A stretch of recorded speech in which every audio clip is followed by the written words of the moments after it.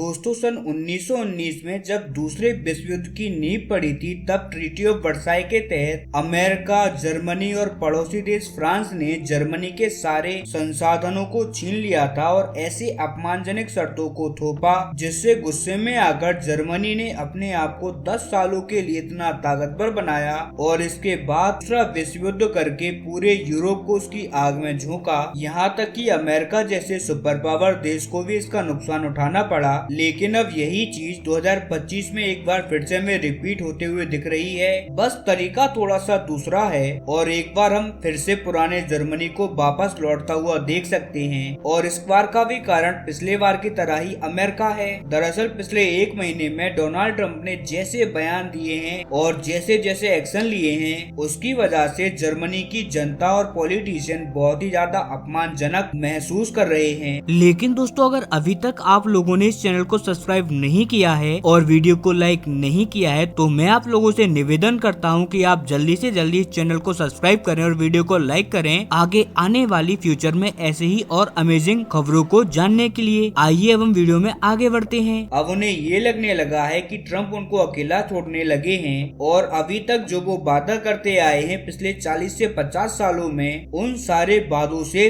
America पीछे हटता हुआ दिखाई दे रहा है। एक तरीके से देखा जाए तो उनके अकॉर्डिंग जर्मनी को एकदम अलग थलग छोड़ दिया गया है रूस के सामने, ठीक वैसे ही जैसे कि एक बकरी को शेर के सामने अकेला छोड़ दिया जाता है। और इसी वजह से अब जर्मनी ने स्टार्ट कर दी है the great military of Germany की। जैसा कि आप स्क्रीन पर देख सकते हैं, हाल ही में जर्मनी के अंदर इलेक्शन हुए और वहाँ पर जो क्रिश्चियन डेमोक्रेटिक पार्टी है वो सत्ता में आ चुकी है, लेकिन उसने तमाम सारी पार्टियों के साथ मिलकर एक सहमति बना ली है, जिसके बाद जर्मनी करीबन 500 बिलियन यूरो यानी कि अगर मैं आपको डॉलर में बताऊं तो करीबन 550 अरब डॉलर का एक फंड बनाएंगे, जिसके तहत वो अपनी मिलिट्री इंडस्ट्री को ताकतवर बनाएंगे, अपनी पूरी आर्मी को, अपने पूरे डिफेंस को इस लेवल पर लेके जाने वाले हैं जिसकी बदौलत वो बिना अमेरिका की सहायता लिए रूस का सामना अकेले कर सकेंगे। इसके अलावा वो इस पैसे से अपनी इकोनॉमी को एक बार फिर से स्ट्रॉन्ग करेंगे, जिससे कि वो इसके बाद कभी भी किसी के ऊपर निर्भर ना रहें। और अगर आपको लग रहा है कि मात्र 550 बिलियन डॉलर की तो बात है, तो ऐसा जरा भी नहीं है। अब करीबन 150 से 200 अरब डॉलर से भी ज्यादा वो अपने डिफेंस पर खर्च करने वाले हैं, वो भी हर साल। जी हाँ दोस्तों, ये 550 बिलियन डॉलर तो एकदम साइड में रख दीजिए, ये तो अपनी सेना के इंफ्रास्ट्रक्चर पर, अपनी इंडस्ट्रीज पर, अपनी देश की इकोनॉमी के ऊपर खर्च होंगे। इन सबको मजबूत किया जाएगा इस 550 बिलियन डॉलर से। कुल मिलाकर जो किसी भी देश की कोर होती है जिससे कि उसकी सेना,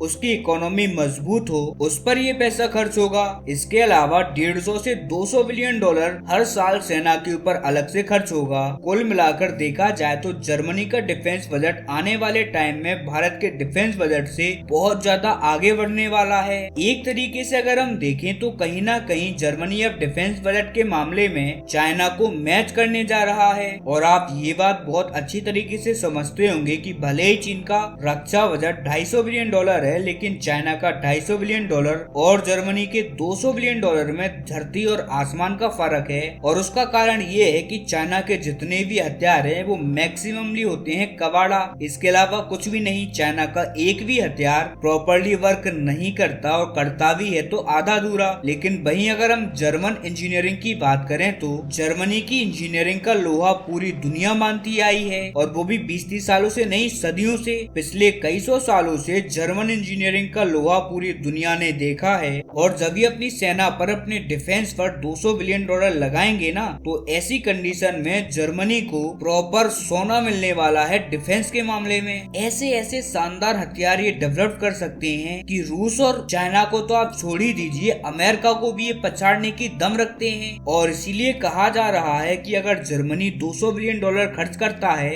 अपने डिफेंस पर, तो ये चाइना के 400 बिलियन डॉलर से भी ज्यादा अहमियत रखेंगे। और इसी वजह से अब लोग कह रहे हैं, एक्सपर्टों का भी ये मानना है कि पुराना जर्मनी अब एक बार फिर से वापस लौट रहा है। और इसके लिए जिम्मेदार जर्मनी नहीं, अमेरिका है, क्योंकि अमेरिका और अमेरिका के सहयोगी देश जर्मनी को मजबूर कर रहे हैं कि जर्मनी एक बार फिर से अपने पुराने रास्ते पर लौट जाए। इतना ही नहीं, अमेरिका के न्यूज़पेपर खुद ये बात साफ साफ कह रहे हैं कि जैसे पुतिन की तारीफ लगातार ट्रंप के द्वारा की जा रही है, उन्हें देखकर अब जर्मनी परमाणु हथियारों के बारे में सोच रहा है? जी हाँ दोस्तों, अब जर्मनी खुद के परमाणु बम बनाने के बारे में विचार कर रहा है। और आप जानते ही होंगे कि जर्मनी अगर विचार कर रहा है तो आप समझ लीजिए कि वो बनाना स्टार्ट कर चुका है, क्योंकि पूरी दुनिया में अगर कोई भी देश सबसे आसानी से परमाणु हथियारों का आविष्कार कर सकता है तो वो जर्मनी ही है। और इसका बड़ा कारण भी है क्योंकि जर्मनी के पास भले ही आज के टाइम में कोई भी न्यूक्लियर हथियार ना हो, लेकिन जर्मनी न्यूक्लियर साइंस में अमेरिका तक की बराबरी कर चुका है।